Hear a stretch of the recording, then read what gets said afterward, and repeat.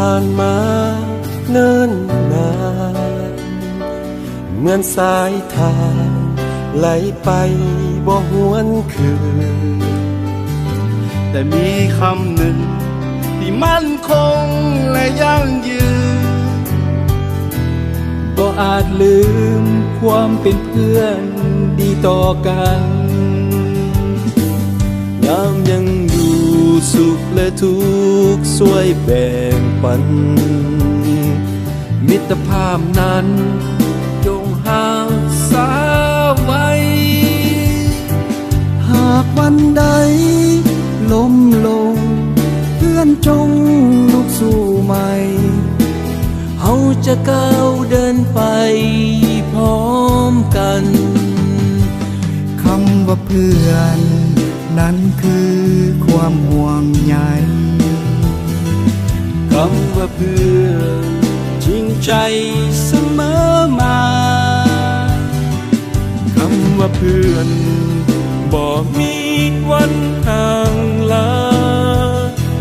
ชั่วดินฟ้าเพื่อนกันตลอดไป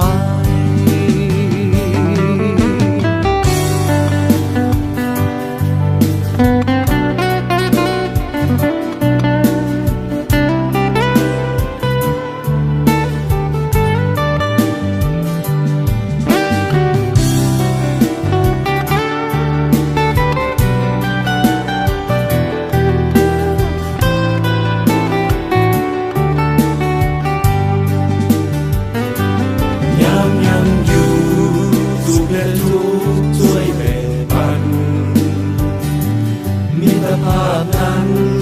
จงหาสาไว้หากวันใดล้มลงเพื่อนจงลุกสู้ใหม่เฮาจะก้าวเดินไปพร้อมกันคำว่าเพื่อนนั้นคือความห่วงใยคำว่าเพื่อนจริงใจเสมอมาคำว่าเพื่อนบ่มีวันห่างลาส่วนดินฟ้าเพื่อนกันตลอดไป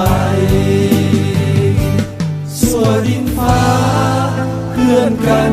จนวันตาย